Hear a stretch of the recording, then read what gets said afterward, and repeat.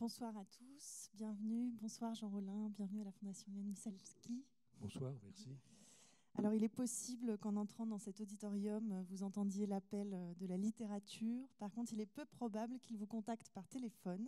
Donc merci de rallumer votre portable en sortant. Je n'ai pas résisté à faire ce petit clin d'œil puisque c'est une phrase que je tire de votre livre, Jean Rollin. Et surtout, je crois qu'il n'y a pas de réseau ici, donc c'était vraiment Sauf que c'est Dieu, en l'occurrence. Oui, c'est Dieu, mais je l'ai changé, voilà. Mais la littérature est un Dieu parmi d'autres, n'est-ce pas? Alors nous sommes ici ce soir pour parler de votre dernier ouvrage, le Pont de Beson, qui vient de paraître aux éditions POL. Et on débordera, j'espère, je le souhaite en tout cas, sur le geste littéraire et le fil de l'œuvre que vous tirez depuis votre premier livre publié. C'était il y a 40 ans, si je ne me trompe pas. Alors je ne vais pas détailler toute votre bibliographie, j'ai compté 41 ouvrages. Votre bibliographie se trouve d'ailleurs dans vos ouvrages. Je vais juste dire qu'il y a une sélection, un échantillon assez large quand même, de vos livres qui sont disponibles à l'étage supérieur et que vous signerez à destination de vos lecteurs à la fin de cette rencontre.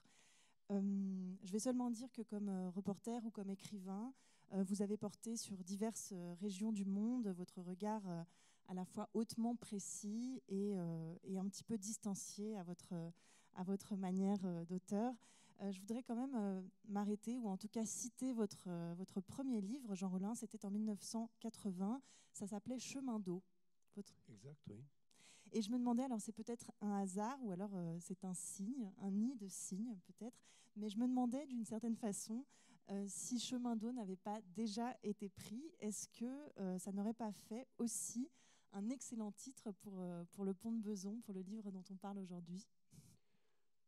Non, mais c'est marrant que vous commenciez par là, parce qu'à vrai dire, à mi-parcours du pont de Beson, enfin disons des explorations auxquelles ça a donné lieu, je me suis rendu compte que je faisais quelque chose qui, à certains égards, était très proche de ce que j'avais fait pour mon premier livre. Et comme je suis assez superstitieux, je me suis dit, mais bon sang, est-ce que voilà, je refais la même chose parce que c'est le dernier. Voilà, la boucle est bouclée. J'ai commencé par des chemins d'eau, je termine par une voie d'eau de nouveau. Bon. Donc finalement, ça m'a donné quelques soucis. En réalité, mais ce qui est rigolo, c'est que moi, j'aime pas du tout ce titre de chemin d'eau. C'est un titre qui m'avait été. Moi, je voulais intituler ça, mais c'était un peu prétentieux. Je voulais intituler ça Eau, saison, eau, canot. Voilà, bon, mais d'une part, déjà, Jean-Patrick Manchette avait déjà utilisé ce jeu de mots, si je puis dire, avec. Et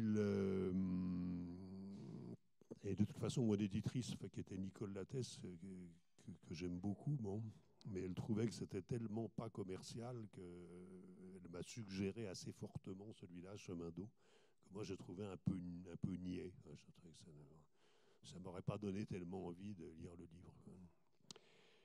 Mais c'est vrai qu'il y a une parenté entre les deux. Enfin, encore que je pense que déjà mon regard a changé et ma manière d'écrire aussi. C'est-à-dire que à l'époque de Chemin d'eau, c'est effectivement mon premier livre et je me délectais un peu trop de la profusion d'adjectifs, d'adverbes, etc.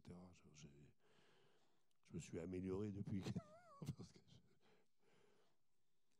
Vous nous direz en tout cas en quoi votre écriture a changé. On y reviendra plus tard. J'avais envie de commencer sur le titre parce que en réalité, il est un petit peu trompeur. Vous ne consacrez pas les 238 pages de cet ouvrage au pont de Beson, donc cette construction de béton dédiée à la circulation routière et ferroviaire, puisque ce livre, en réalité, est le récit du projet qui vous a mené, et là je vais vous citer, sur les berges de la Seine, entre Melun et Mantes, pour des reconnaissances aléatoires au fil des saisons, dans un désordre voulu. Alors il y a 257 ponts qui enjambent la Seine. Néanmoins, vous avez fait du pont de Beson, qui ouvre et qui referme ce récit, le pivot de ce projet littéraire. Alors peut-être on pourrait commencer par pourquoi. Oui, comme toujours, hein, il y a une grande part de hasard. D'une part, en fait, les itinéraires que je décris dans ce livre, je les ai parcourus pour la plupart, hein, pas en totalité, mais depuis des années, quoi. Voilà, là, j'ai tout refait, bien sûr, et à plusieurs reprises d'ailleurs pour chacun de ces itinéraires dans le cadre du projet, mais c'est des endroits que je connaissais pour certains assez bien et dont je n'avais bon, que je faisais ça pour mon plaisir, que je n'avais pas envisagé jusqu'à une époque assez récente d'en faire un livre. Et en revanche, de manière tout à fait séparée, je me souviens d'avoir dit comme une boutade, mais aussi parce que je le pensais vraiment, je prends assez souvent le tramway T2 qui part de la porte de Versailles et qui se termine au pont de Beson, enfin, ou l'inverse, ça dépend dans quel sens on le prend. Et, à vrai dire, je descends presque toujours avant son terminus, enfin je descendais presque toujours avant son terminus, donc voilà, le pont de Beson, enfin, qui s'affiche au frontispice de ces tramways, me paraissait un nom, voilà, un peu comme, je sais pas, le nom d'un endroit, sinon magique, du moins mystérieux, puisque je ne le connaissais pas, moi. Et j'avais dit une fois à une amie, comme une boutade, que je dis c'est vraiment dommage qu'il n'y ait rien à écrire sur le pont de Beson, parce que ça ferait un titre formidable. Voilà. Et je trouvais que ça évoquait à la fois toute une école littéraire française de l'entre-deux-guerres, enfin un peu qu'on pourrait qualifier de réaliste ou de populiste. Ça évoque aussi le cinéma. Enfin, je dis le pont de Beson, moi je vois la tête de Jean Gabin. Enfin, bon. Et, et puis un jour, j'ai quand même eu la curiosité, bien avant là aussi d'entrer dans ce projet, la curiosité d'aller au bout de la ligne et de voir le pont de Beson. Honnêtement, en tout bien tout honneur, je ne pense aucun mal de Beson ni de ce pont. Enfin, il n'a pas grand intérêt, quoi. Son seul intérêt est d'être parcouru donc dans les deux sens, bien sûr, par une ligne de tramway. Et d'autre part, il se trouve qu'il fallait que voilà, il fallait que je donne une apparence. Tout ça est un peu évidemment, comment dire, acrobatique. Enfin, j'avais besoin, il me semblait que j'avais besoin d'un pivot. Autour de quoi se déployer ce dispositif, parce que autrement, comme c'est dit là, je ne fais pas du tout, je ne vais pas de l'amont vers l'aval, etc., ce que je trouverais très ennuyeux, quoi. Parfois je descends la rivière, parfois je la remonte, je décris les mêmes segments à des périodes différentes, dans des climats, enfin dans des saisons différentes. Et j'ai donc choisi le pont de Beson qui occupait plus ou moins une position en effet pivotale par rapport au dispositif qui se déploie donc entre Melun en amont et Mantes en aval. Et d'autre part, il se trouve que ce pont de Beson a une petite existence littéraire, à la fois parce il doit être mentionné, il est peut-être mentionné dans d'autres textes de la littérature française, mais en tout cas, il est mentionné et dans deux nouvelles au moins de Maupassant, donc une avec une charge érotique très prononcée, hein, qui est la description d'un pique-nique, enfin d'une partie de canotage, avec une scène érotique justement qui se déroule au pied du pont de Beson sur une île, l'île la plus proche. Et donc il y a cette première occurrence, enfin, cette première, autant que je sache, du pont de Beson dans la littérature française. Évidemment, ce n'est pas le même, hein, il a été reconstruit depuis, mais bon. Et d'autre part, il est également mentionné, enfin il y a une phrase célèbre de Céline qui dit « Chantez Beson, voici l'épreuve ». Et j'aime bien cette phrase. Enfin, en plus, je trouve qu'elle est assez sensée. Hein. Et même si Céline l'a écrit dans un contexte, enfin, un moment particulièrement déplaisant de son existence, puisque c'est sous l'occupation, et à une époque où il s'occupait du dispensaire de Beson. Et donc cette phrase, cette formule, le chanter Beson, voici l'épreuve, il l'utilise dans un texte qui est plus ou moins connu, enfin, qui est aussi plus ou moins accessible, qui est la préface à un livre qui n'a absolument aucun intérêt, qui s'appelle Beson à travers les âges. Bon, d'un certain, j'ai oublié son nom, enfin un monsieur Serrouille. Et ce monsieur Serrouille s'était attiré la bienveillance de Céline pour je ne sais quelle raison, et donc comme il lui arrivait d'avoir des mouvements de générosité, peut-être moins que des mouvements de mesquinerie, mais enfin il en avait quand même aussi, il a fait une préface au livre de Serrouille, et c'est d'ailleurs assez marrant, quoi, parce que enfin, sur les illusions qu'on peut se faire par rapport à l'édition et au succès d'un livre, Céline imaginait bien sûr que le fait qu'il ait collé une préface au livre de Serrouille en ferait un succès de librairie. Et en fait, personne n'a acheté le livre de Serrouille. Et autant que je sache, hein. Mais enfin, c'est un assez beau texte, la préface, et il y a cette formule. Bon. Et puis après, il y a de nouveau une ou deux occurrences du pont de Beson dans des lettres de Céline de cette époque, notamment au bombardement du pont de Beson. Bon, il a été bombardé d'abord par l'aviation alliée, bien sûr, et après, les Allemands l'ont fait sauter quand ils se sont barrés. Et enfin donc voilà, ce pont a connu des moments difficiles, mais enfin c'est le cas de beaucoup de ponts de la région parisienne et d'autres villes et d'autres parties du monde. Mais voilà, il avait ce site particulier quand même qu'il apparaissait à la fois sous la plume de Céline et sous la plume de Maupassant. En tout cas, vous avez pris le défi de Céline.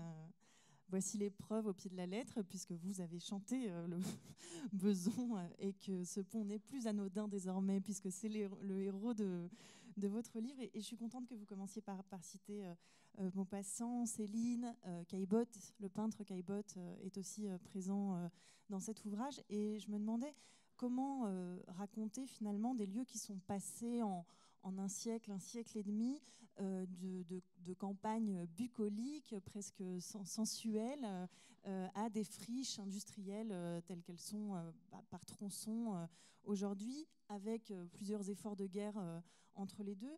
Qu'est-ce qui, pour vous, quelles sont les traces du paysage que vous retenez? Comment est-ce que vous naviguez de cet héritage, de ce patrimoine tel que le peint Caillebotte ou que le décrit Maupassant à ce que vous voyez aujourd'hui dans vos déambulations, dans vos promenades?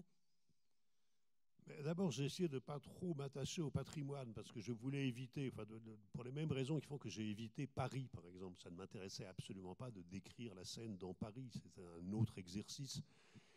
Et je ne voulais pas non plus trop tomber, si je puis dire, dans le patrimoine. Bon, là, évidemment, j'ai cité deux auteurs considérables, mais il n'y a pas le moindre kilomètre du cours de la Seine dans la partie à laquelle je me suis intéressé qui n'a été peint par l'un ou par l'autre. Bon, ça commence avec Corot, Daubigny, etc. Enfin, ça commence même probablement avant, et puis ça s'épanouit sous l'impressionnisme. Donc, on est un peu étouffé par ça.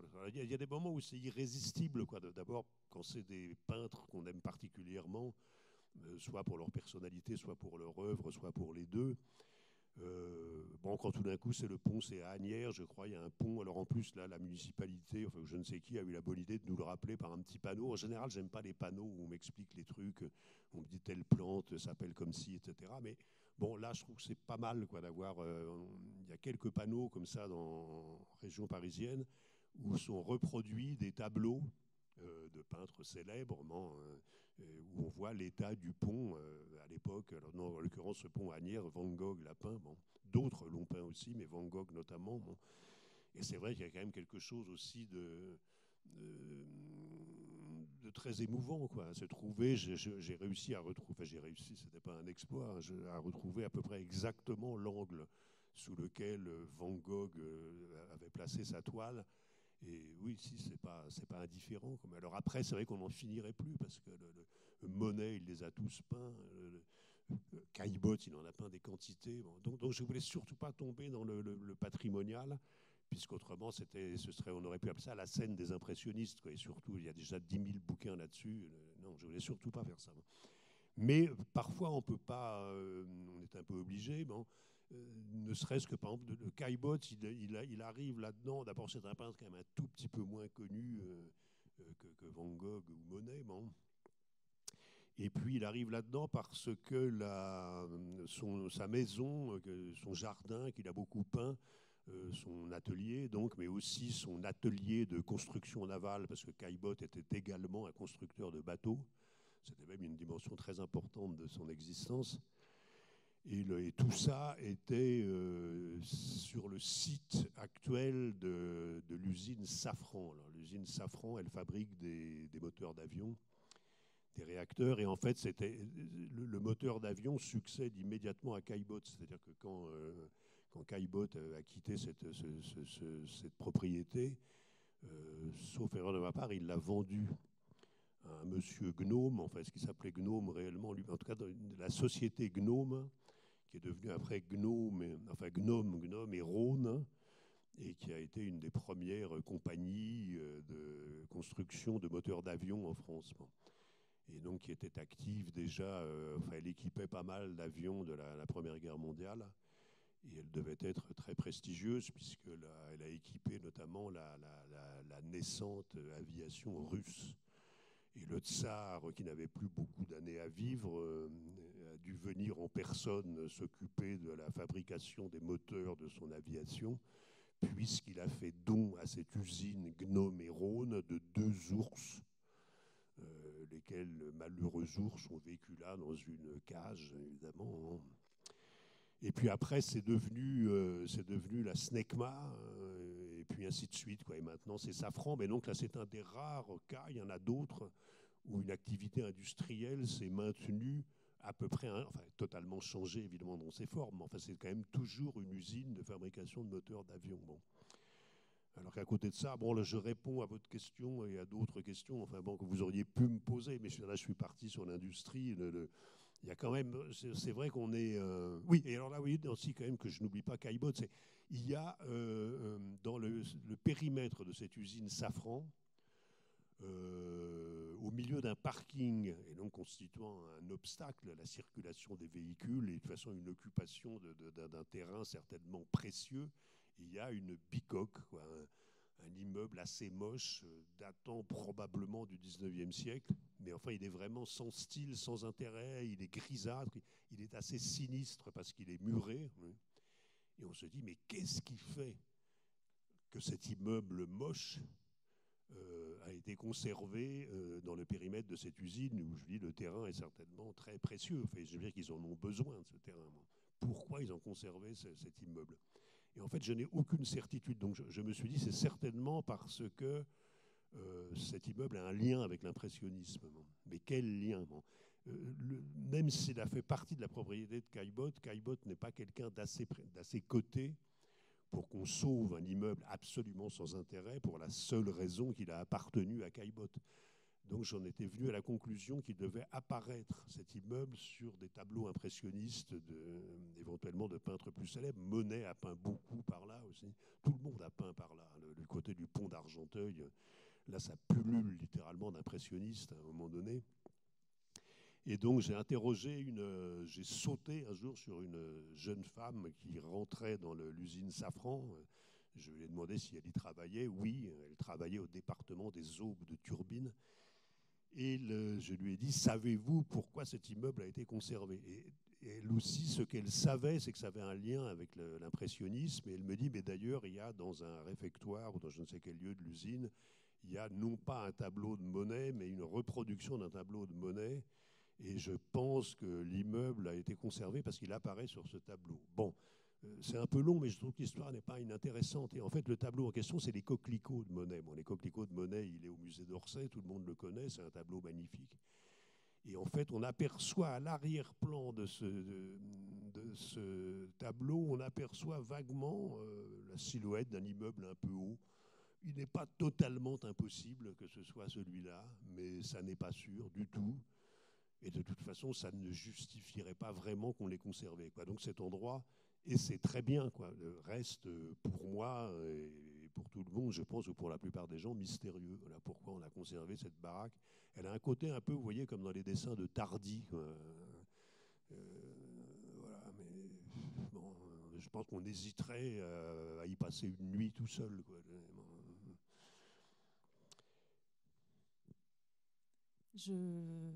Cette jeune femme fait partie des personnages qui sont dans votre roman et qui a pris votre projet à cœur puisqu'elle vous a renvoyé un mail pour préciser. Tout le monde ne réagit pas comme ça à vos incursions d'investigation. On en reparlera plus tard des différents personnages.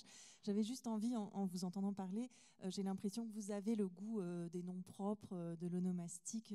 Est-ce que c'est quelque chose auquel vous vous laissez volontiers aller, quelque chose qui vous guide dans l'écriture, ce charme des lieux-dits, des noms de villes, de scènes? Est-ce que c'est quelque chose qui guide votre écriture, de vous accrocher comme ça? Vous êtes superstitieux, vous aimez les signes. Est-ce que justement les appellations, les noms propres sont quelque chose d'important pour vous? Oui, si on écrit, forcément, on aime bien les noms propres et les noms communs aussi, d'ailleurs. Hein. J'aime beaucoup, par exemple, je je sais pas, mon goût pour les oiseaux, je pense qu'on en reparlera, mais il tient quand même beaucoup aussi aux noms d'oiseaux, évidemment, des noms formidables. Et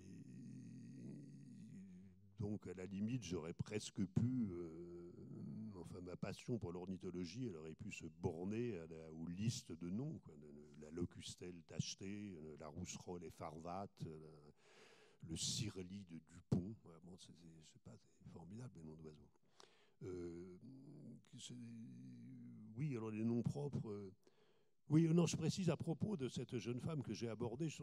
Normalement, je ne fais pas du tout ce genre de choses quand je fais ce type de travail, parce que j'ai dû le faire. Bon, j'ai été, et à la limite, je pourrais l'être encore à l'occasion, j'ai été reporter. Bon, et donc, à ce titre, j'ai bien été obligé d'agrafer des gens qui n'en avaient pas toujours envie et de leur poser des questions. Et donc, c'est une chose, enfin, j'ai dû vraiment me faire violence quand je faisais ça, quoi. Euh, et donc c'est une chose qui ne m'est pas du tout naturelle et que j'évite de faire à la fois parce que ça ne m'est pas confortable et puis par principe. Je laisse les choses venir. Là, voilà, j'étais tellement interloqué par ce bâtiment. Et puis cette jeune femme avait l'air sympathique.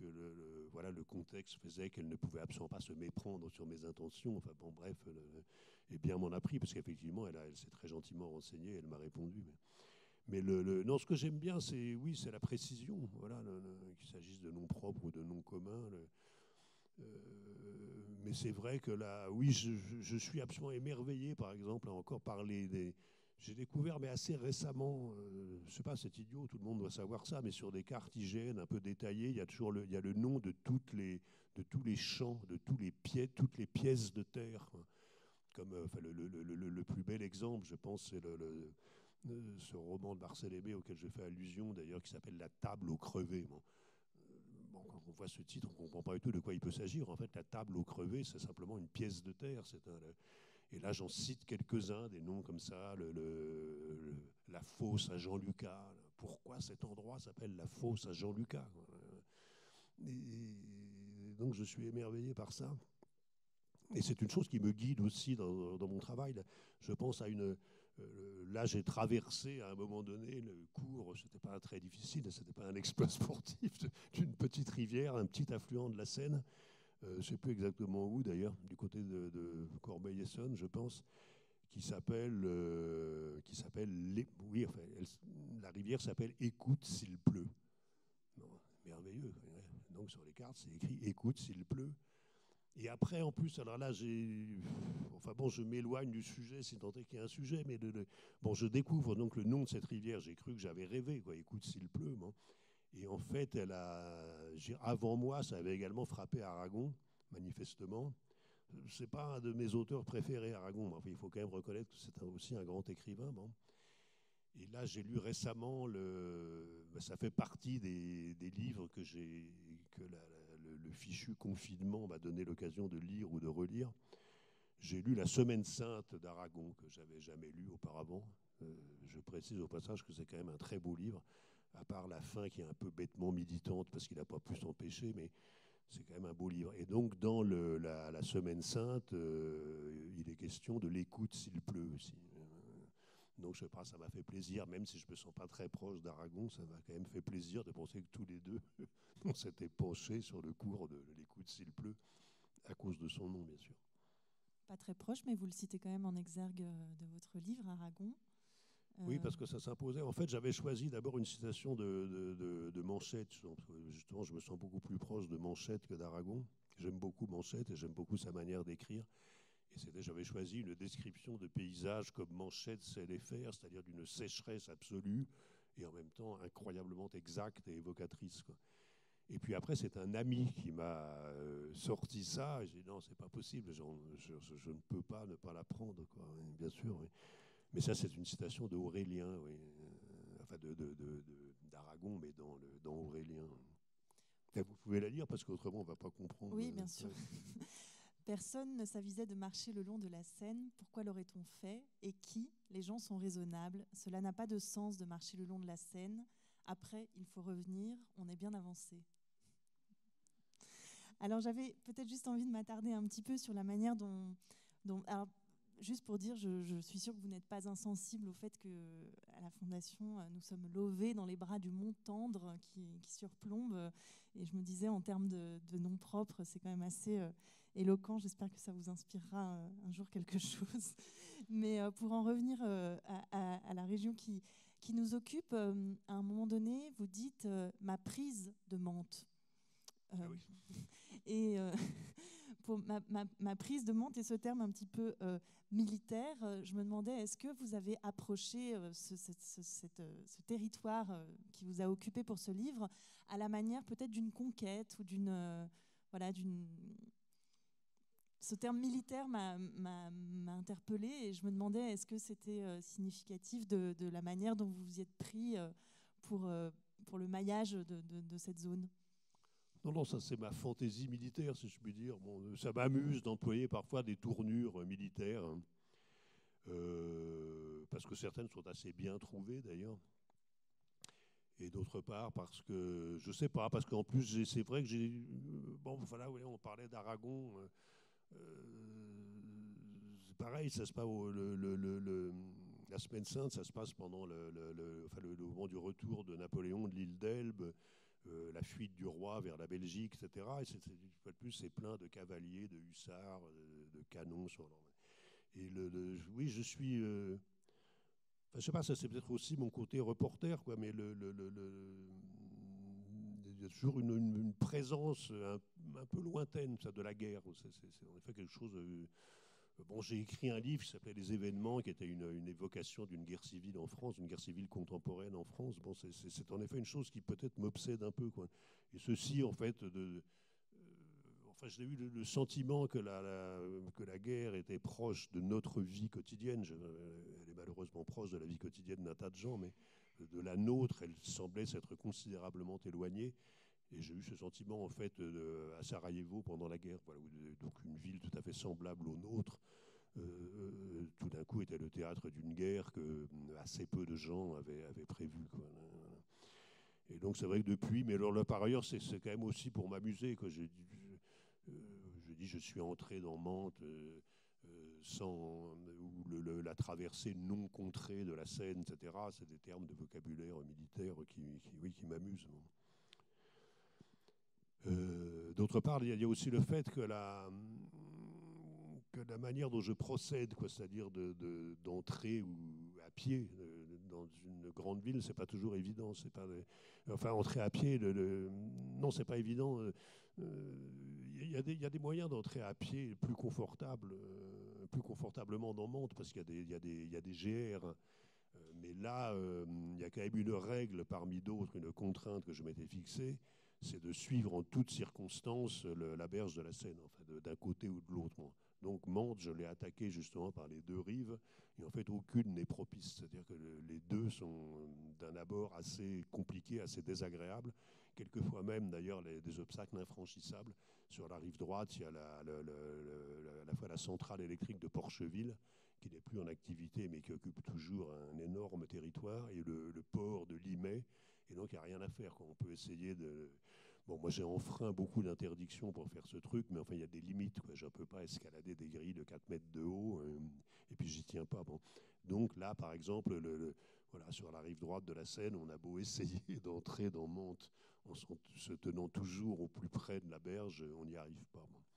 Et sur la rive gauche, on n'y arrivait pas non plus jusqu'à ce qu'il y ait une entreprise de défrichement des berges le long de la voie ferrée. Maintenant, on y arrive. Et donc, il y a une espèce de dimension comme ça, mais oui, enfin, je ne sais pas, de périls, enfin, des périls qu'on se crée, quoi. Mais là, par exemple, dans une de mes premières tentatives pour entrer dans Mantes à pied, j'avais été amené à traverser l'ensemble des voies ferrées, des chemins de fer de Normandie, quoi. Ça fait quand même beaucoup de monde, hein. C'est le trafic à la fois régional, c'est aussi et tous les trains qui vont en Normandie. Bon, de fait, c'est hyper dangereux. Enfin, je ne m'en rendais pas compte, c'est vraiment très dangereux. Et, parce qu'il y a beaucoup de trafic et que les trains vont très vite et que c'est un endroit où il n'y a pas une visibilité formidable. Et en plus, je me suis rendu compte après que il y a des caméras un peu partout et que si j'avais... Bon, d'abord, j'aurais pu être écrasé, mais ça, le risque est malgré tout limité. Mais le risque était plus grand de me faire repérer. Et si j'avais suscité, par exemple, une interruption momentanée du trafic, je pense que j'encourais des peines absolument terribles, en tout cas des amendes terribles. Donc, je veux dire, c'est ça, quoi. Il y a de se mettre dans une situation qui, certes, n'évoque pas la guerre, mais où, par exemple, oui, comme des militaires peuvent l'être, on se trouve voilà, confronté à des obstacles, à franchissement de voies ferrées, franchissement de rivières, etc. Donc, c'est voilà, des métaphores comme ça qui me traversent l'esprit. Vous avez donc dit que le pont de Beson, c'était le terminus d'une ligne de tramway, et en même temps, dans cette idée du pont, il y a l'ailleurs qui se construit dans l'imaginaire. Et j'ai l'impression, ça me paraît assez évident quand on parcourt un petit peu votre œuvre, que vous avez une sorte d'attraction pour les lisières, les marges, les cul-de-sac parfois, en tout cas les périphéries. Et je me demandais si dans ce tropisme chez vous, il n'y avait pas une entreprise un petit peu comparable aux vies minuscules de Michon, mais chez vous, ce serait un petit peu les lieux minuscules. Est-ce que dans le pont de Beson, vous ne vous intéressez pas à des lieux minuscules? C'est inutile de préciser au passage que j'aime beaucoup Pierre Michon d'une façon générale, mais j'aime particulièrement Les Vies minuscules. Ça y est, que j'ai un peu oublié parce que je ne les ai pas relus depuis longtemps. Mais enfin, c'est un livre magnifique, bon, comme chacun sait. Bon. Et oui, enfin, je m'intéresse aussi d'ailleurs à des vies minuscules. Les gens que je côtoie dans ce genre de travail sont rarement des vedettes de la scène ou de l'écran. Mais et les lieux, oui, non, j'aime bien les. D'abord, à vrai dire, c'est peut-être pas très sympathique, mais j'aime bien les lieux vides, à la fois parce qu'on y est tranquille et parce qu'on n'y est pas tranquille. J'aime bien les endroits vides et silencieux, et en même temps, ils sont parfois, enfin, spécialement quand c'est dans des périphéries de villes, ils peuvent être un peu inquiétants, quoi. Donc là, c'est pareil. On retrouve cette espèce de tension qui est propice à l'écriture, enfin, à mon avis, quoi. Et puis par ailleurs, oui, je suis assez captivé par les vestiges de civilisations disparues, mais de civilisations récentes, en l'occurrence de l'époque de la grande industrie, enfin, ou de l'industrie tout court d'ailleurs. C'est vrai que là, les traces dans le paysage de la désindustrialisation sont des choses qui en effet me touchent, parce que c'est la fin d'une quantité de choses, de toute une mythologie qui était liée aux usines, à la classe ouvrière, etc. Enfin bon, quoi qu'il en soit, oui, ça me touche toujours de retrouver, par exemple, en marchant dans des terrains vagues, tout d'un coup de sentir sous mes pieds un sol de béton qui témoigne du fait qu'il y a eu auparavant des ateliers et probablement des machines assez lourdes qui reposaient sur ce socle. Donc oui, j'ai pas mal traîné dans des friches portuaires aussi. J'aime beaucoup ça, j'aime bien ça, mais aussi c'est un côté un peu puéril sans doute. Hein, j'aime bien je n'enfreins pas d'interdiction considérable dans la mesure du possible. Enfin, en tout cas, je n'en enfreins plus. Bon, je l'ai pu le faire dans un autre contexte plus jeune, mais là, je ne cherche pas à enfreindre des interdictions considérables. Bon, parce que d'abord, je suis craintif et ensuite, je suis plus tellement agile. Mais j'aime bien enfreindre de petites interdictions. J'aime bien pousser un peu des clôtures. Si quelqu'un l'a fait avant moi, c'est encore mieux. S'il y a un passage qui a été pratiqué comme, voilà, un peu comme des animaux peuvent le faire. Hein, voilà, me glisser là-dedans. Bon, parce qu'on découvre, bon, c'est en plus, enfin, c'est un truc qui n'est pas. Je connais très mal le street art et j'en suis pas forcément fanat. Mais c'est au moins quelque chose que j'ai en commun avec les street artistes. Et j'ai découvert récemment qu'on a parfois été en concurrence, quoi. Il y a un Monoprix, par exemple, à la porte de Pantin à Paris, ou à la porte de la Villette, je ne sais plus, bon, que j'ai fréquenté un peu et qui a été entièrement, magnifiquement, d'ailleurs, en l'occurrence, tagué, mais tagué sur des centaines de mètres carrés, quoi. C'est une œuvre, véritablement. Et donc, oui, ils sont attirés, comme moi, par ce genre de truc, quoi. Oui, les ports étaient très, très fertiles en zone de ce genre. L'ennui, c'est que maintenant, bon, on s'accommode peu ou mal de ce genre de choses. Donc on les transforme très rapidement. Les friches portuaires, on installe des trucs, des commerces, des loisirs, etc. Bon, c'est pas, oui, c'est certainement nécessaire et probablement souhaitable, mais C'est d'ailleurs une discipline assez en vogue, l'urbex aujourd'hui, donc l'exploration urbaine dont vous êtes un grand Oui, évidemment, ça précurseur. m'agace un peu, mais en même temps, J'imagine. je peux pas reprocher aux gens d'aimer ce que j'aime moi aussi, mais évidemment, ça m'énerve un peu quand même. Peut-être que c'est vous qui avez lancé la tendance. Non, non, je pense que je fais partie des gens qui s'y sont intéressés un peu avant d'autres, mais je ne suis pas le seul. Hein, non, quelqu'un qui est un grand spécialiste de ça aussi, mais probablement plus audacieux que moi d'ailleurs, c'est Philippe Vasset. Philippe Vasset, je sais pas, lui, il explore les caves de la DGSE, enfin, des trucs pas possibles, quoi. Il est très, enfin oui, lui, ça vient, enfin, c'est marrant parce que c'est vrai que ça vient forcément, presque toujours d'un truc d'enfance, quoi. Et lui, c'est le rail du machin, là, je sais plus comment il s'appelait, là, le truc qui partait d'Orléans, là, le monorail, là, oui. Et en fait, c'est la vision de ce monorail pendant toute son enfance, quoi, et l'exploration de cette espèce de structure de béton qui est apparemment pas très inspirante, quoi. Et lui, ça a été la source d'inspiration de toute son œuvre. Et il a écrit d'ailleurs là-dessus, enfin, un livre récent, c'est son dernier livre, je crois, qui est très beau. Donc non, mais avec, par exemple, Philippe Vasset, je n'ai pas de problème de concurrence. On est d'accord sur beaucoup de choses, mais c'est toujours pareil, quand c'est une démarche individuelle qui en plus produit de beaux objets comme le livre de Vasset ou comme les tags dont je parlais tout à l'heure. Bon, il faudrait être mesquin pour les jalouser. Ce qui m'énerve un peu, c'est que ça devienne des trucs organisés. Il y a pratiquement des agences qui font ça, quoi. Des gens y vont en groupe et tout. Déjà, ça n'a pas de sens d'y aller en groupe, à mon avis. On peut y aller avec une personne à la rigueur, mais en groupe, ça n'a plus de sens. C'est plus des friches.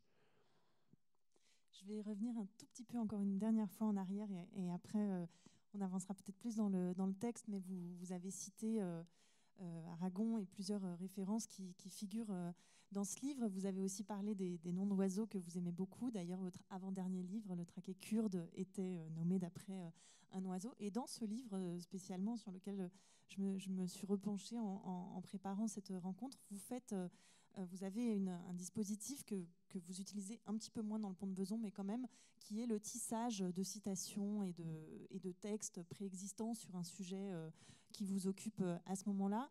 Et je me demandais, vous citez aussi plusieurs fois Google Earth qui propose depuis quelques années, j'imagine, une option où on peut voir remonter dans le temps et avoir une image d'un endroit il y a 5, 10, et remonter jusqu'à je ne sais pas très bien où.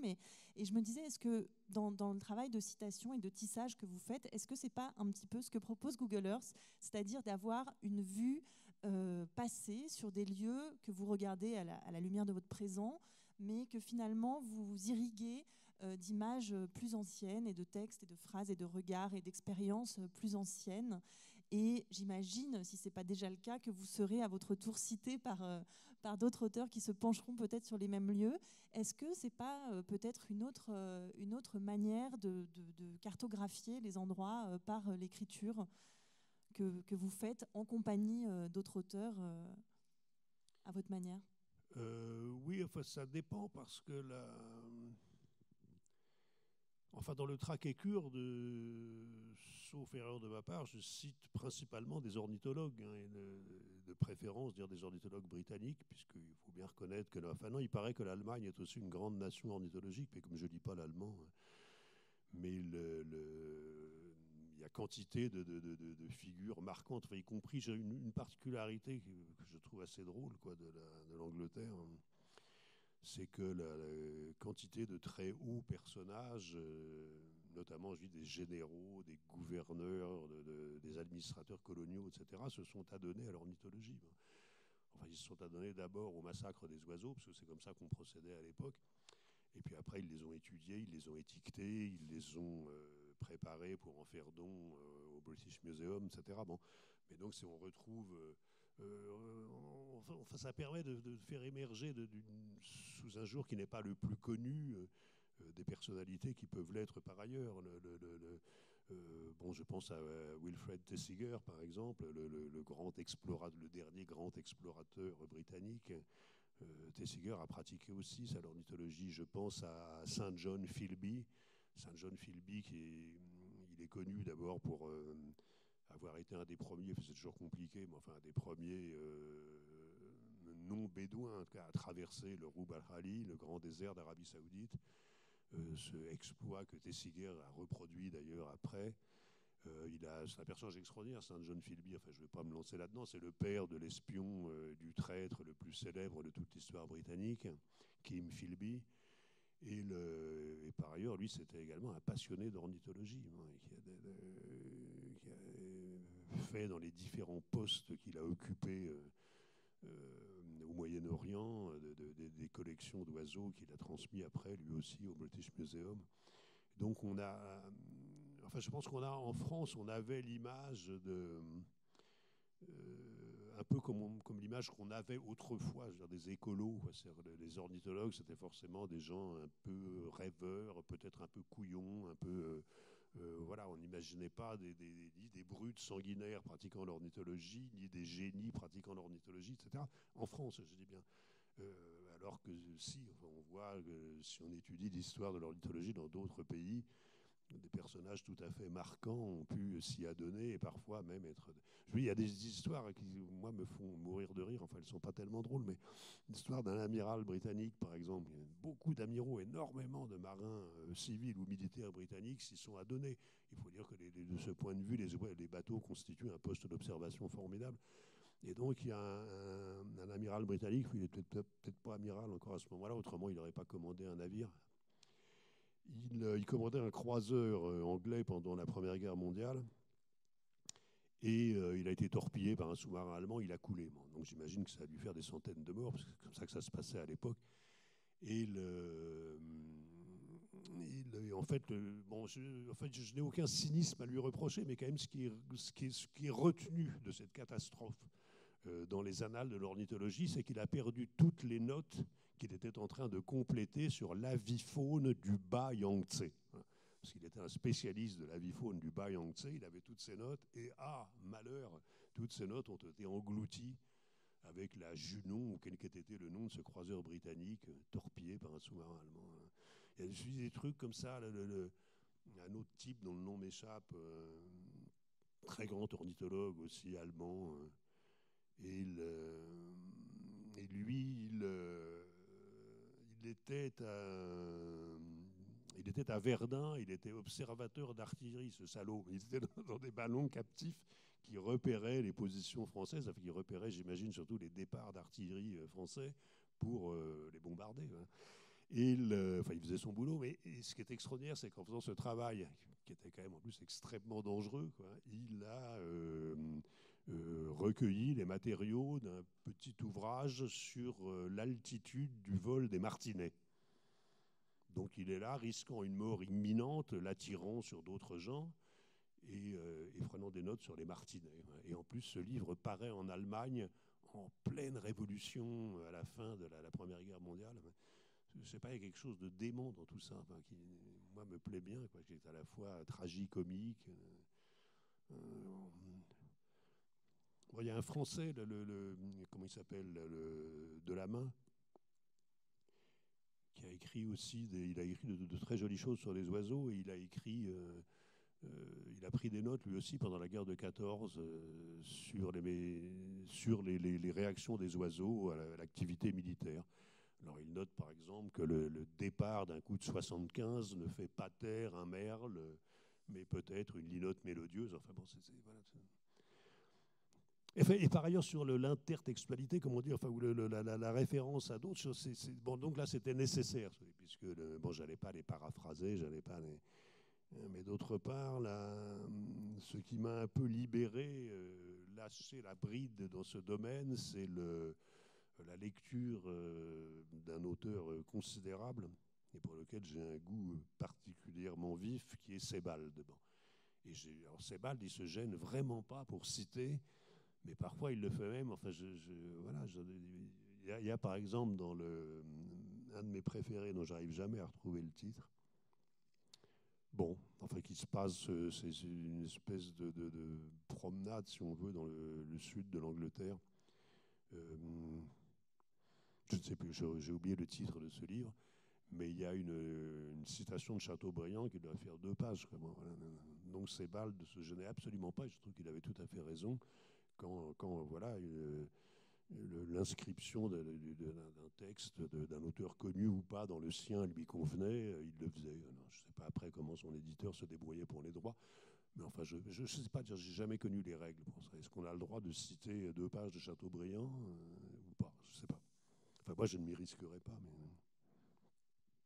En tout cas, vous, c'est pas l'altitude des vols de Martinet qui vous a le plus frappé dans cette exploration. C'est par exemple le nombre de coiffeurs qui bordent certaines avenues.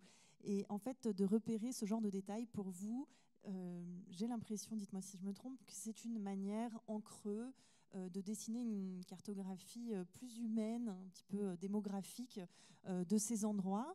Et pour parler des populations qui se trouvent dans les zones que vous fréquentez, vous faites appel, enfin vous appuyez souvent sur des détails métonymiques, un peu si je puis dire. Par exemple, vous remarquez les boucheries halal, la présence de tentes quechua, des bouteilles vides, des chaussures abandonnées, des portraits d'opposants tamouls sur la devanture d'un restaurant ou d'un café. Et en fait, c'est par ce genre de détails que vous rentrez dans le portrait de vos personnages. Est-ce que c'est comme ça aussi que vous procédez sur le terrain ? Oui, enfin, je pense l'avoir déjà dit d'ailleurs, mais je suis effectivement très, très attentif aux détails. Je pense que c'est comme ça qu'on arrive à restituer quelque chose d'un lieu, d'une atmosphère,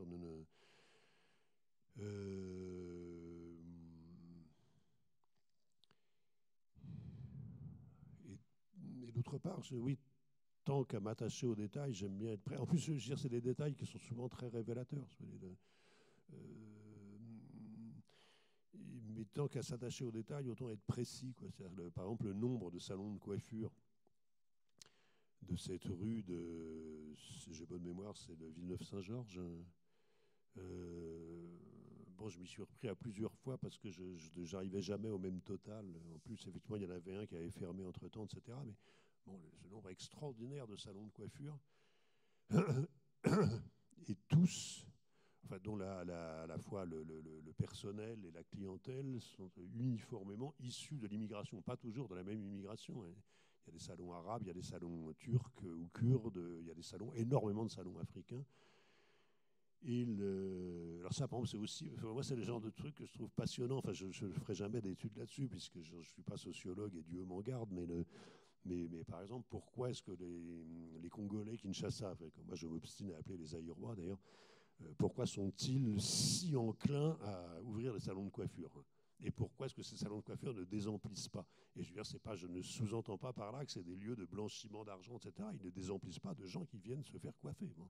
Mais c'est vrai que c'est quand même un mystère. Je veux dire, comment est-ce que autant de coiffeurs peuvent vivre dans cette portion de la rue Grande, je crois qu'elle s'appelle, la rue de Paris, pardon. À Villeneuve-Saint-Georges, ça reste quand même un mystère, dans une ville extrêmement pauvre. Et voilà, donc j'aime bien les choses qui ouvrent des perspectives, quoi. Après, les gens se débrouillent avec ça. Moi, je leur explique pas, je leur donne pas, pas plus que moi-même. Je ne sais exactement comment ça se passe. Hein. En plus, il faut être prudent. De la même façon, quand je décris des cours du quartier, alors là, déjà, est-ce qu'on peut encore dire le quartier gitan de Villeneuve-Saint-Georges? Oui, tout le monde sait que c'est le quartier gitan, et jusqu'à une époque récente, personne n'hésitait à l'écrire.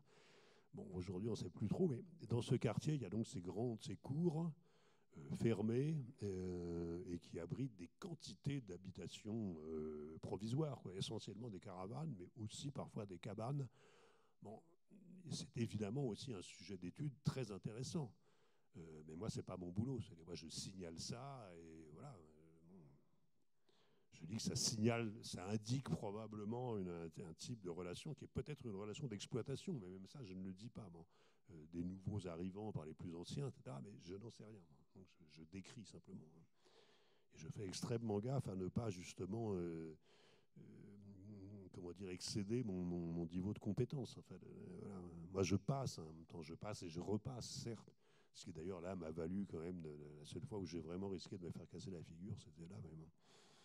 Alors justement, racontez-nous un peu comment vous êtes accueillis, comment vous êtes perçus, vous, avec votre carnet, votre stylo, quand vous arrivez dans ces zones, dans ces endroits, parfois même dans les cafés. Comment vous dénotez un petit peu comment a été de manière générale votre relation aux gens que vous avez croisés sur vos parcours? Bah, ça dépend, bien sûr. Là, par exemple, ça s'est mal passé, quoi. Là, ça s'est mal passé, mais c'est marrant parce que j'ai quand même à la longue un certain instinct, quoi. Et en plus, je suis assez craintif. Enfin, en tout cas, j'appréhende les dangers, quoi. Je suis souvent assez conscient des risques de telle ou telle entreprise. Et là, je savais que dans ce quartier, ils n'aimeraient pas avoir traîné un mec avec un carnet, un stylo, etc. C'est évident. Bon.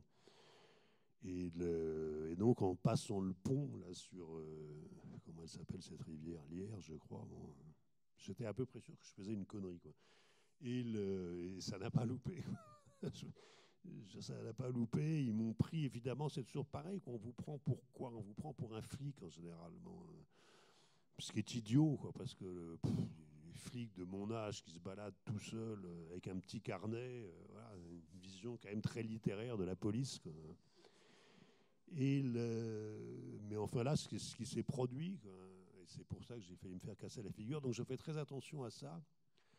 D'abord, ne pas non plus, enfin, je veux pas être intrusif, quoi, je veux pas être mal poli avec les gens, je veux pas, donc on se plante pas devant quelqu'un en prenant des notes. Donc je fais assez attention à ça. C'est pour ça que je repasse aussi, parce que j'essaie de compter dans ma tête, et puis après je me mets dans un coin où je peux noter qu'il y a 19 salons de coiffure, mais je fais 1, 2, 3, 4, bon. Et après, je sais pas, il y a un moment où on sent pas que... Bon, soit on est porté quand même par une curiosité particulière, ça, par exemple le bistrot kurde de bon sang, c'est où je mélange tout maintenant, de Corbeil. Le bistrot kurde de Corbeil-Essonnes, là, bon, il se trouve que je connais un peu le Kurdistan, enfin je dis bien un peu, hein, mais enfin j'y ai été, bon, aussi bien en Turquie, en Irak et autrefois en Iran. Bon. En plus, comme tout le monde, j'allais dire, même si on ne peut pas parler d'une cause kurde, parce qu'en fait les Kurdes sont eux-mêmes extrêmement divisés, mais enfin bon, disons que globalement j'ai plutôt de la sympathie pour la cause kurde. Et en plus, je reconnais la tête quand même extrêmement caractéristique de Öcalan, le leader du PKK. Et c'est pas que je sois pro-PKK, mais bon, bref. C'était en plus... oui, enfin si. Ouais. Bon, en tout cas, voilà, je vois le portrait d'Öcalan et je me dis, qu'est-ce que je fais, quoi.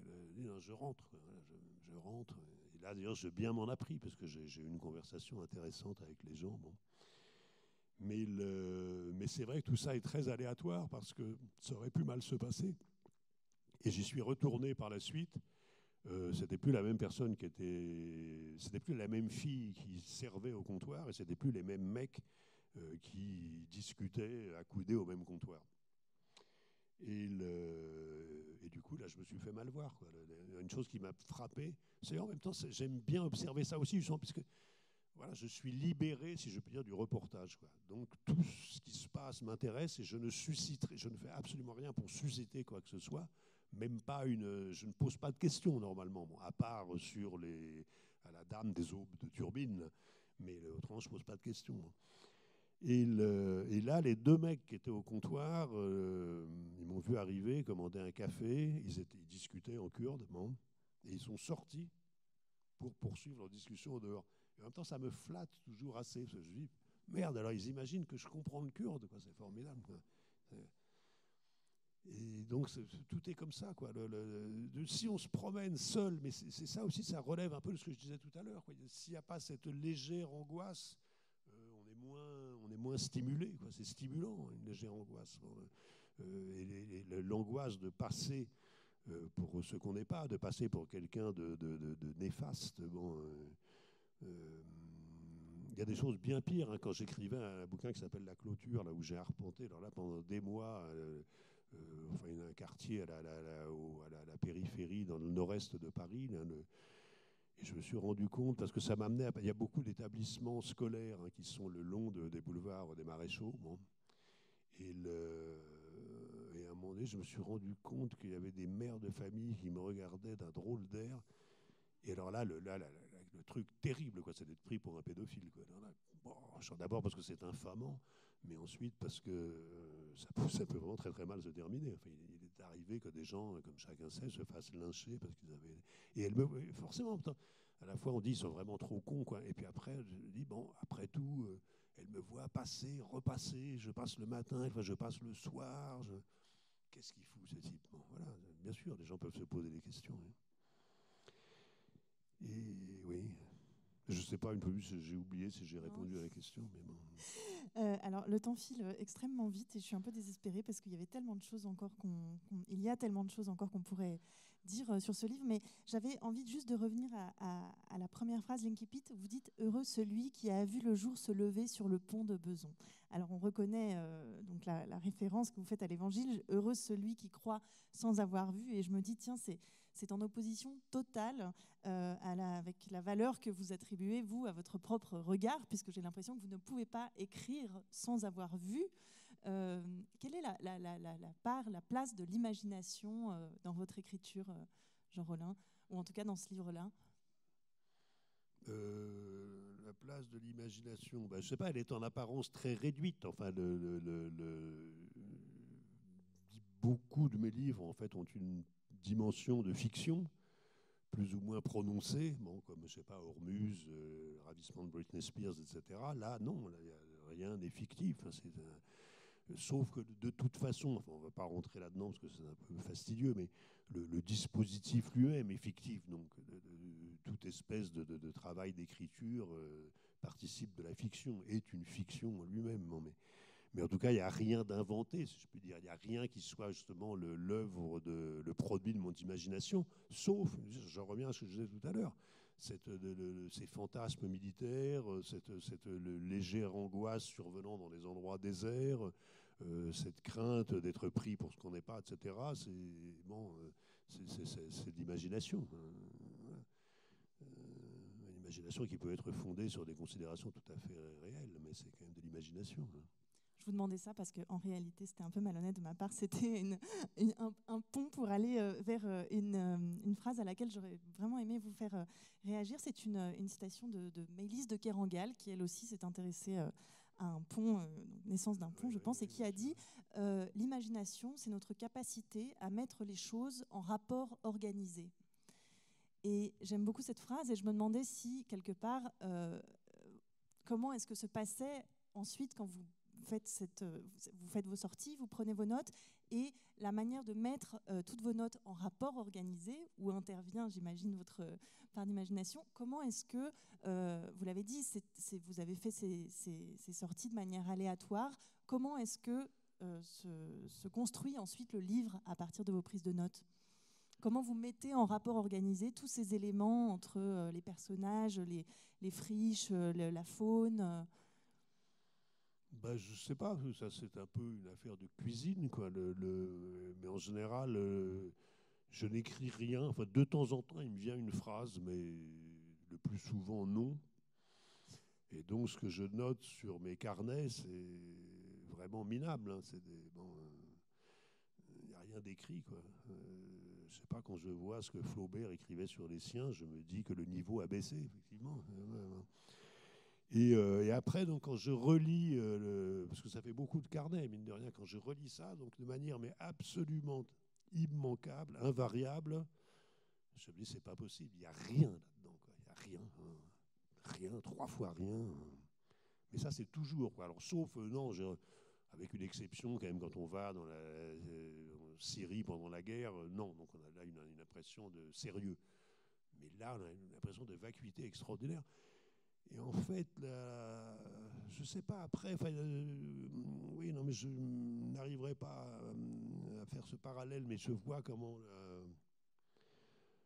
enfin, ce que Proust dit des réminiscences, en gros, quoi, comment quelque chose acquiert une puissance extraordinaire. Quoi, il se passe quelque chose de ce genre. Tout d'un coup, il y a un truc dans la façon dont je l'ai noté, le rend insignifiant, et puis après, ça prend avec la distance aussi une coloration incroyable, quoi, des choses qui, à vrai dire, que moi j'ai vécu comme insignifiantes sur le moment, tout d'un coup, quand je les revois, elles deviennent magnifiques, quelquefois. Hein, donc, voilà comment les choses se passent. Quoi.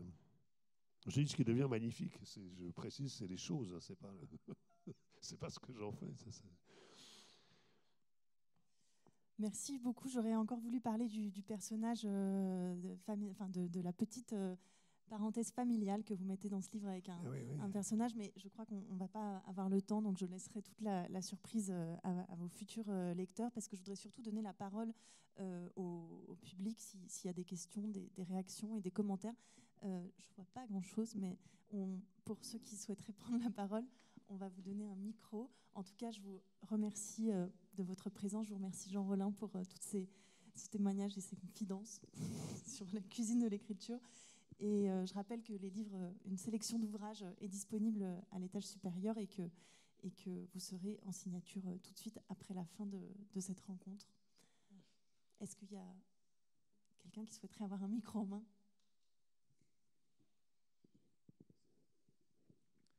Oui, bonsoir. C'est difficile de parler à travers ce truc. Vous êtes un auteur que... pour moi, vous lire, c'est vous suivre. Vous êtes quelqu'un qui a arpenté les endroits, puis quand je vous lis, je vous suis, en fait. Et puis, je vous retrouve d'un livre à l'autre, puis chaque nouveau livre, j'ai l'impression de vous retrouver un peu comme un vieux pote, pardon pour ça. Mais j'ai de la peine à comprendre où est-ce que vous vous êtes passé entre deux bouquins. En fait, ma question, c'est un petit peu toute bête, en fait, c'est quand vous passez d'un livre à l'autre, quand vous passez d'un projet à l'autre, et qu'est-ce qui se passe entre deux livres, en fait? Je ne sais pas, d'abord j'ai quand même aussi, comme tout le monde, une sorte de vie personnelle, une vie privée, mais pas tant que ça, mais un peu quand même. Hein. Et puis, qu'est-ce qui se passe? Et puis, j'essaie quand même le plus vite possible de réfléchir au suivant, hein. Sans tarder. Mais après, oui, mais je ne sais pas qu'est-ce qui se passe entre... D'abord, oui, pourquoi, par exemple, j'ai eu cette idée de crack, d'aller voir des forteresses croisées au Moyen-Orient. Je ne sais pas, c'est à cause d'une espèce de fascination qu'exerçait la Syrie à l'époque, d'autant plus que peut-être, ce serait exagéré de dire que j'aurais aimé y aller comme reporter, mais ça fait quand même partie des choses qui m'auraient intéressé à l'époque où je l'étais. Et puis j'ai pas mal de camarades qui y ont été. Donc, là, je réponds sans doute pas vraiment à votre question, mais je dis comment est-ce que le dispositif se met en œuvre, se déploie, c'est comme ça, à travers des choses extrêmement différentes. Bon, des lectures aussi, là, par exemple, j'ai terminé ce livre, je le publie. Bon, j'ai été coincé comme tout le monde. J'ai perdu 2 mois à cause du confinement, à une époque où j'avais des projets, non pas de voyage, mais d'excursion. Donc, j'essaie de rattraper un peu le temps perdu. Et là, je voyage, par exemple, je me déplace quoi, à pied aussi, enfin en RER, hein, bon, pour arriver sur zone, si je puis dire, mais après à pied, dans des coins de la région parisienne. Je ne dirais pas ce que j'y fais, d'abord parce que ça me perturberait, mais aussi parce que, à vrai dire, je ne le sais pas moi-même. Voilà, je sens qu'il y a quelque chose, quoi, mais quoi, je ne sais pas. Et donc, j'espère que ça va prendre forme, mais j'en suis pas sûr. Et là, j'ai expliqué vaguement le pont de Beson, quoi. Je ne triche pas, c'est vraiment le frontispice du tramway, terminus pont de Beson. Voilà. Et puis après, la mise en forme, enfin, l'évolution d'une pratique que j'avais, qui était purement ludique, enfin, sportive, si on voudra. Mais, donc, voilà ce que je fais, par exemple. Je dis le marché 10, 15, 20 kilomètres dans la journée sur les berges de la Seine, ça fait partie des choses que je fais, seul ou pas seul. Voilà. Mais après, je pense que ce qui vous intéresse, c'est pas de savoir ce que je fais dans la vie. Si je vais au cinéma, je fais comme tout le monde. Je vais au cinéma, je lis des livres, je rencontre des amis, j'aime une femme, voilà, trucs comme ça. Je lis des journaux, mais de moins en moins.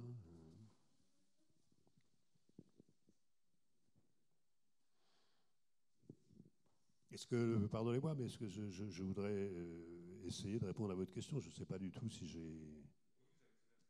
Ça allait? Oui, vous avez parlé de votre passion ornithologique. De votre passion ornithologique. Oui. C'est une chose qu'on retrouve par exemple chez Deville, chez d'autres. Mais ce qui m'a intrigué, c'est de me demander d'où ça vous vient, cette passion-là. Est-ce que vous aviez un grand-père qui vous expliquait tous les oiseaux en vous promenant dans la nature ou... Non, mais je pense que c'est pas très original. Je pense qu'une passion de ce genre, elle vient presque inévitablement de l'enfance. Je pense pas qu'on se découvre une passion pour l'observation des oiseaux à 40 ans. Enfin, peut-être que ça arrive, mais... Et donc, oui, ça vient très clairement de mon enfance. J'ai pas eu vraiment d'initiateur, mais j'ai passé une partie de ma petite enfance à la campagne et j'ai passé une partie, plusieurs années de mon adolescence ou de ma préadolescence, je sais pas comment ça s'appelle, entre 10 et 15 ans, quoi, au Sénégal. Il se trouve qu'aussi bien à la campagne en France, donc plus tard au Sénégal, voilà, il y avait des oiseaux. Il y avait une grande visibilité des oiseaux. Je veux dire plus que pour un enfant qui aurait passé toute son enfance ou son adolescence dans un milieu urbain français normal, où quand même on voit pas grand-chose. Enfin, on voit de moins en moins d'ailleurs, mais on voit des pigeons, on voit des corneilles, on voit des pies, tout ça n'est pas forcément très attirant. Alors que là, mon attention a été attirée par les oiseaux donc très tôt, à cause du jardin de ma grand-mère, dans le premier épisode, et dans le second, à Dakar. Je me souviens, peut-être la première chose qui m'a frappé en arrivant à Dakar, j'avais, je sais pas, 10 ans, je crois, 10, 11 ans, hein, et dans le ciel de Dakar, il y avait des quantités considérables de milan. Le milan noir, qui est un rapace migrateur, et donc il y a toute une partie de l'année où je crois que la dernière fois que j'étais à Dakar, ça n'avait pas changé. À l'époque, il y avait aussi pas mal de vautours, donc des oiseaux beaucoup plus impressionnants. Et le fait que, voilà, en levant le nez, on voit des milans et des vautours, ça a piqué ma curiosité. Alors maintenant, pourquoi les oiseaux je sais pas, c'est aussi oui, enfin, si personne ne m'a vraiment initié, mais ma grand-mère, ça l'intéressait pas spécialement, mais j'avais un oncle qui était marin d'ailleurs, et qui lui, c'était un grand pêcheur à la ligne.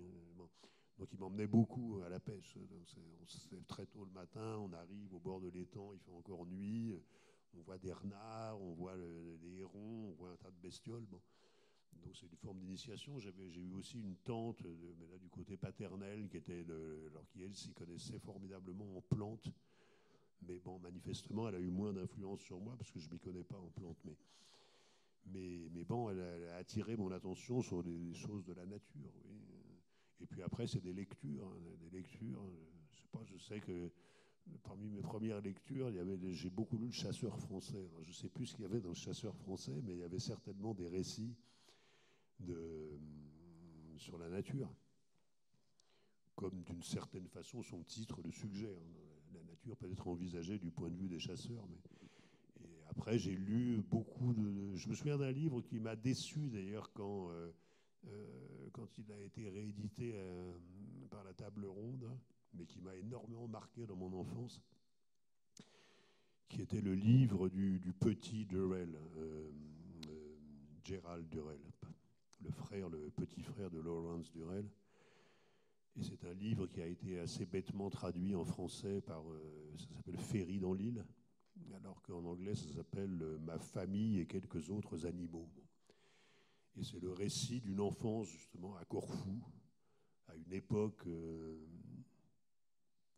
hélas révolue, où plein d'endroits du monde, et par exemple l'île de Corfou avait encore une nature à peu près intacte, regorgée d'animaux, aussi bien d'oiseaux que de poissons, de crustacés. Et donc j'ai été très très frappé par ce livre. Et c'est marrant parce que c'est pas c'est peut-être d'un meilleur niveau certainement littéraire que ce que je disais dans Le Chasseur français, mais c'est pas non plus, c'est pas resté, disons, un de mes auteurs préférés, quoi, mais je dois reconnaître que ce livre m'a énormément marqué. Donc voilà, une question d'environnement. et une question de lecture. Et puis après, certainement aussi un goût de la collection qu'on a souvent, qui n'est pas forcément très sain d'ailleurs, mais quand on est enfant, on a ce goût de la collection. Donc j'ai commencé à faire des collections de dépouilles d'animaux, d'ossements, de becs, de plumes, et puis par consulter des guides d'identification. Et après, j'ai acquis cette espèce de passion un peu morbide pour l'identification, mais je ne suis pas un dingue, je ne suis pas ce qu'on appelle un cocheur. C'est-à-dire qu'il y a des gens qui sont là continuellement à cocher des oiseaux qu'ils ont vus le nombre de fois. Moi, je n'ai jamais coché quoi que ce soit. Bon, j'essaie de m'en souvenir. Même. Il y a des gens, enfin, je ne sais pas, moi, ça me fait marrer aussi. À un moment donné où Neuilly-sur-Marne, qui n'est pas un séjour enchanteur, était envahi, je ne sais pas jusqu'à quel point, mais d'ornithologues amateurs, parce que là, on y avait aperçu un pouillot à grands sourcils. Bon, là aussi, c'est un nom extraordinaire, le pouillot à grands sourcils. Bon. Il se trouve que le pouillot à grands sourcils, qui ressemble absolument comme deux gouttes d'eau au pouillot véloce, par exemple. Le pouillot véloce est un oiseau tout à fait ordinaire en France, mais le pouillot à grands sourcils, ça ne fait que quelques années qu'on en voit en France. Normalement, on ne devrait pas en voir. Et donc là, un pouillot à grands sourcils est signalé dans une petite ruelle de Neuilly-sur-Marne, et voilà, des gens se précipitent pour le voir. Ben, je m'en fous, il y a des gens qui... au moins un mort en Angleterre lors d'une ruée comme ça d'ornithologues amateurs pour apercevoir je ne sais quelle bestiole. Bon, ils ne se sont pas tués. C'est pas un ornithologue qui en a tué un autre, mais presque. Quoi. Moi, je n'ai pas poussé la passion de la collection à ce point. Quoi.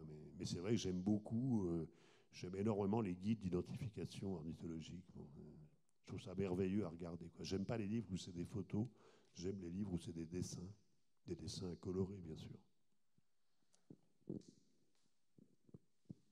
Voilà, alors ce soir vous avez fait une ou deux fois allusion à votre travail, à votre œuvre en tant que reporter. Moi j'ai lu par exemple L'homme qui a vu l'ours avec énormément d'intérêt.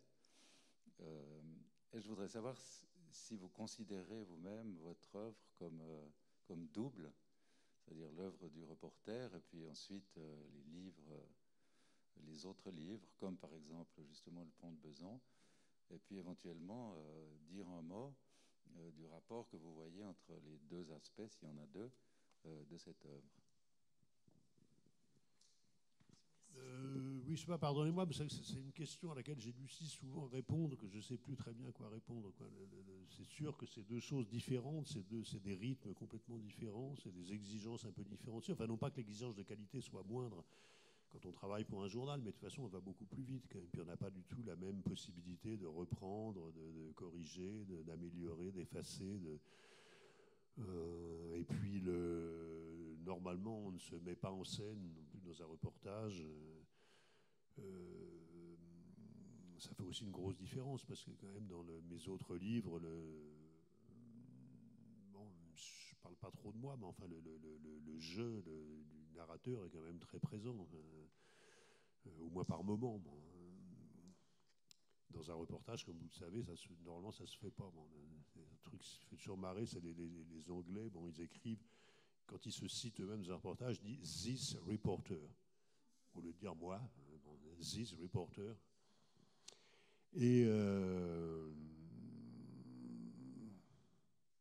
donc oui, c'est deux modes d'écriture complètement différents. En même temps, pour moi, c'est le passage de l'un à l'autre, ça n'a pas été quelque chose de brutal, quelque chose de soudain, puisque en fait, j'ai commencé les deux en même temps. J'ai commencé à écrire à la fois dans des journaux ou des revues, et en même temps que j'écrivais des livres. Donc voilà, c'est des périodes différentes de ma vie, parce qu'en général, pour écrire un livre, il faut quand même interrompre son activité journalistique, mais voilà, c'est pas deux activités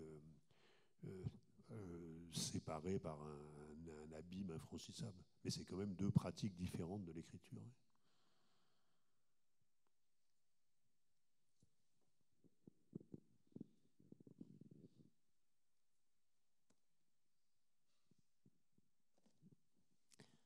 Merci beaucoup, Jean Rollin. Je crois que vous allez être escorté jusqu'à votre table de signature, si vous le voulez bien. Et je vous remercie tous pour votre présence et votre écoute attentive. Et je vous souhaite une excellente fin de soirée.